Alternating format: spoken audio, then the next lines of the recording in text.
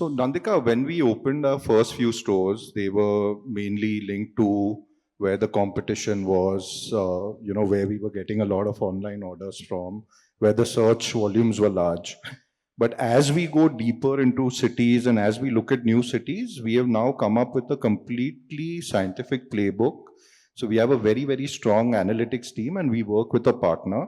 So because we have data of all our customers, since we are delivering it to them, to their addresses, for each of our customers, they are indexed against almost 300 parameters in terms of what is the rent in that place, what is the value of real estate there, what is the retail affluency there, what is the average cost of a restaurant there, what is the average cost of a gym there.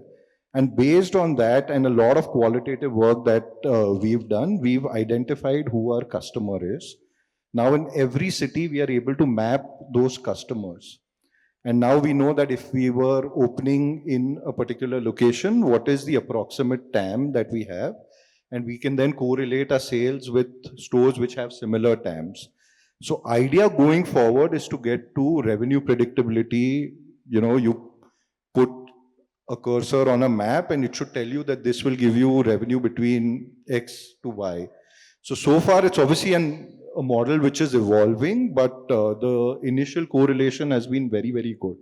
So we spend a lot of our time in selecting where to open stores, how to open, which street to open, and we've seen very, very good correlation. So that is definitely, one mitigating factor where you don't lose money because you opened in a completely wrong location. And I do want you to add how you're using tech and marketing across channels to be able to do this successfully. Yeah, so the first thing is where do you open the stores, and then depending on how your customers are evolving, all those inputs, the search volumes go to the marketing team. Based on all these things, we are able to refine, fine tune, and our category is a high AOV category, which is high intent and search led category.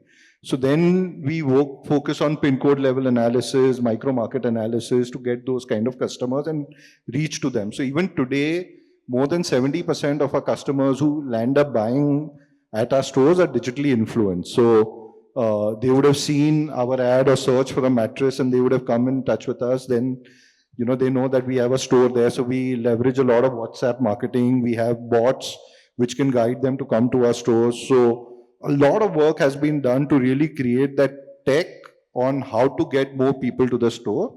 And at the store, the staff is trained in a way to educate the customer. We have a very, very well-defined customer journey. We ensure that we employ the best people out there, and hence we have a very, very strong conversion rates.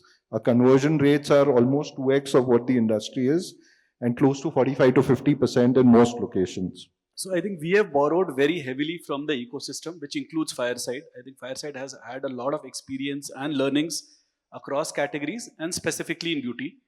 Our team also comes from the beauty industry, the entire offline team.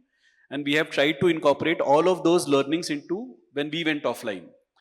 However, beauty has different channels. So where profitability becomes a real question is in the BA outlets, because the fixed cost is fairly high. The cost of the person who's representing the brand, and there is what is called as display or the rent of the space which you're occupying in the beauty store.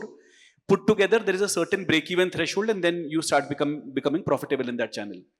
So fundamentally, if I have to boil this down, what Meghna called as sale through and we call as offtakes, is there fundamentally a customer demand where products will get sold if you are available through distribution, whether assisted or non-assisted.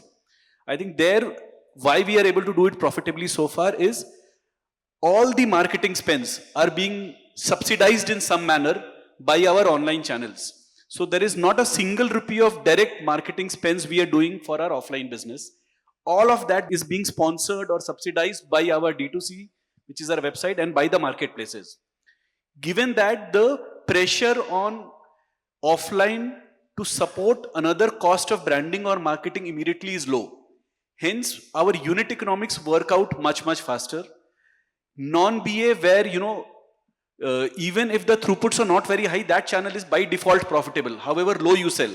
However, the aspiration is obviously to hit certain benchmarks so that the channel is becoming a large channel, and that's where real profitability for a beauty brand will come, when non-assisted channel, whether modern trade or general trade, becomes really large.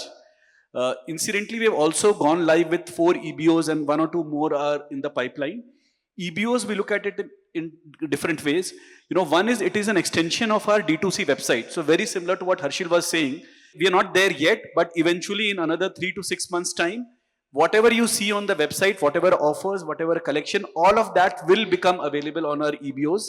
So it's one seamless journey. So for the consumers, whether they're interacting with us on our app, on our website, on our EBOs, it is one comprehensive, one holistic experience which we are trying to create. We are in the process, we are not there yet, but EBOs itself will become a fairly large channel for us.